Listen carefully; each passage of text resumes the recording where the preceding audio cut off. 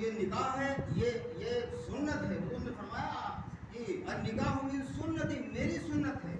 اللہ کے رسول نے فرمایا تنکح المرأة لأربع، تین آدمی نکاح بیوی سے کرتا ہے، کوئی حسن کی وجہ سے، کوئی مال کی وجہ سے، کوئی اس کے نسب کی وجہ سے.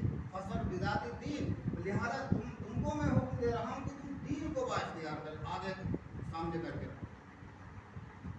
حضور نے فرمایا کہ اگر بیوی سے کوئی نکاح اور اس کے مال کی وجہ سے کر رہا ہے اور اس کی سیرت کو مد نظر نہیں رکھا، صرف اعلیٰ بڑے خاندان کی، بڑے مالدار گھرانے کی لڑکی ہے، اگر اس چیز کو سامنے رکھ کے تم نے نکاح کیا تو تم نے طریقے یہودیت کی بنیاد گھر میں ڈال دی. آنے والی نسل اسی طریقے کے اوپر جائے گی، کیونکہ یہودی مال کو دے کر نکاح کرتا. اور فرمایا ولی حسب ولی حسنہا، اور اگر تم نے اس کے حسن جمال کو دیکھ کر نکاح کیا اور ساری چیزوں کو پیچھے رکھا. ارے کہتے نا بھائی مولوی صاحب ہمیں تو لڑکی چاہیے اچھی، مال پھول کا مسئلہ نہیں، کچھ نہیں چاہیے، صرف لڑکی خوبصورت، یعنی ان کے نزدیک صرف حسن ہی معیار ہے.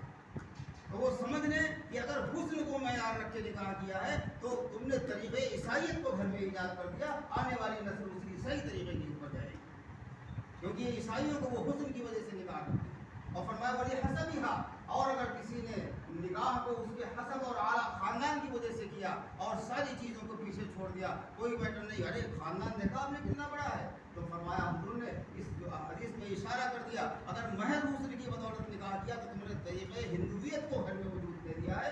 آنے والی نسلیں اسی طریقے کی آج ہم بعد میں جو ہے روتے پھرتے ہیں بھائی صاحب کیا پتہ انپڑھ ہو گئی. کیوں؟ اس لیے کہ فصفت بذات الدین، دین کو سامنے رکھتا ہی نہیں.